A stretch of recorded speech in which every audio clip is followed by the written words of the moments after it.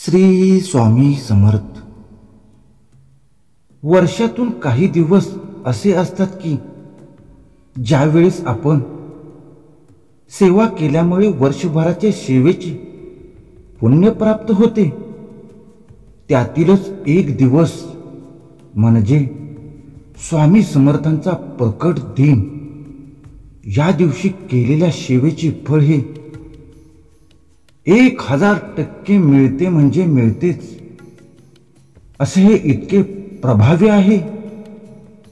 स्वामी समर्थ प्रकट दिन. श्री स्वामी समर्थ. अवधूत चिंतन. श्री गुरुदेव दत्त प्रसन्न. ज्यांनी ही सेवा केलेली आहे त्यांनाच माहीत असते की त्यांना अपेक्षेपेक्षा जास्त कृपादृष्टी या दिवशी प्राप्त झालेली आहे. अपेक्षेपेक्षा खूप जास्त महाराज आपल्याला देऊन जातात. त्यामुळे आपल्याला ही सेवा करायची आहे. काय पाहिजे म्हणून नाही, तर आपण ही सेवा निरपेक्षपणे करा. मनात कोणतीही इच्छा नसेल तरीही सेवा करा. तुम्ही स्वामी भक्त असा अगर असू नका. दररोज स्वामींना नमस्कार करत असा अगर नसा, पण या प्रकट दिनी स्वामींची भक्ती केल्यास अत्यंत चांगले फलदायी परिणाम प्राप्त होतात. याचा अर्थ असे नव्हे की स्वामींना तुम्ही दररोज प्रणाम करू नये. दररोज स्वामींची सेवा आणि प्रणाम भक्ती ही केलीच पाहिजे. सर्व संकटापासून मुक्ती मिळते. तसेच सेवा करा. तुम्ही स्वामी भवन यामध्ये जात नसाल तरी घरामध्ये करा. जेथे जमेल तेथे करा, पण सेवा करा. छोटी करा, मोठी करा. वर्षातून एकदाच येणारा दिवस म्हणजे स्वामी समर्थ प्रकट दिन. तुमच्या सेवेमुळे आयुष्यात घडलेले बदल लक्षात येतील. खूप चांगला प्रभाव पडतो. आपल्या मुलाबाळांना देखील याचा फायदा होतो. कोणते संकट जर आपल्यावर येणार असेल तर ते स्वामी स्वतःवर घेतात, पण आपणा संकटापासून मुक्त करतात. एवढा प्रभाव या प्रकट दिनी सेवा केल्यामुळे मिळतो. सेवा केल्याने आयुष्यात कल्याण होते. सेवा केल्याने आयुष्यात इतका फरक पडतो की आपण नंतर काय करत आहोत आणि काय करत नाही याची सुद्धा स्वामीच आपल्यावर लक्ष ठेवून सर्व काही नियंत्रित करत असतात आणि सुरळीत पार पाडत असतात. इतरांनाही आपले अनुभव येतातच. अनुभव आल्यानंतर आपण सांगतोच. प्रकट दिना दिवशी म्हणजेच स्वामी समर्थ प्रकट दिन 31 मार्च 2025 रोजी मंदिरात किंवा स्वामी समर्थ केंद्रात एक नारळ व थोडीशी खडीसाखर घेऊन जायचे आणि श्री स्वामी समर्थांना नमस्कार करून स्वामींना मनातील इच्छा सांगायची आहे. जर मंदिरात किंवा केंद्रात जाणे शक्य नसेल तर आपण आपल्या देवाऱ्यासमोर एक नारळ आणि खडीसाखर ठेवू शकता.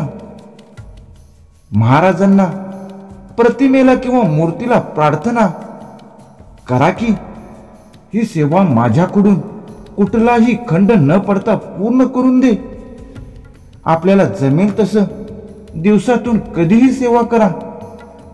फक्त ही सेवा देवाऱ्यासमोर बसून किंवा महाराजांच्या फोटोसमोर बसूनच करायची आहे. स्वामी चरित्र सारामृत एक पाठ करायचा आहे. म्हणजे 21 अध्याय घ्यायचे. ते प्रकट दिनाच्या दिवशी दिवसभरात कधीही पूर्ण करायचे आहेत. अशा प्रकारे स्वामींच्या प्रकट दिनी हे 21 अध्याय पूर्ण करायचे आहेत. ज्यांना शक्य नसेल त्यांनी 7 अध्याय सुद्धा करू शकतात. त्याचप्रमाणे स्वामी समर्थांचे जप 11 माळा करा, तसेच तारक मंत्र 11 वेळेस किंवा 5 वेळेस म्हणा. सेवा करताना चुकूनही मांसाहार करू नका. पावित्र्य राखा. बाहेर गावी किंवा ऑफिसला जायचे असेल तर पहाटे लवकर उठूनही सेवा करायची आहे. यामुळे असे काही चमत्कार आपल्या जीवनामध्ये घडणार आहेत की ज्यावर आपला स्वतःचा विश्वास सुद्धा बसणार नाही. आपल्या घरावरील, स्वतःवरील अनेक प्रकारची संकटे नष्ट होऊन आपले सुखाचे दिवस सुरू होतात. जीवनामध्ये अनेक प्रकारच्या अडचणी येत असतात. पैशाची चणचण असते. मनासारख्या गोष्टी घडत नसतात. प्रत्येक कामात यश मिळत नसते. दररोज अपयशामुळे निराश झालेला असतो. अशा अनेक प्रकारच्या अडचणींपासून मुक्ती मिळण्यासाठी या स्वामी समर्थांच्या प्रकट दिनी ही एकच सेवा करा. आपल्या सर्व प्रकारच्या संकटापासून मुक्ती झाली म्हणूनच समजा. अशा प्रकारे स्वामींच्या प्रकट दिनी अगदी मनोभावे, मनात कोणतेही वाईट विचार न आणता स्वामींच्या प्रकट दिनी ही सेवा करा. याचे फळ आपणास नक्कीच भेटेल. श्री स्वामी समर्थ. अवधूत चिंतन श्री गुरुदेव दत्त प्रसन्न. श्री हलसिद्धनाथ प्रसन्न. श्री संत देव अवतारी बाळू मामा प्रसन्न.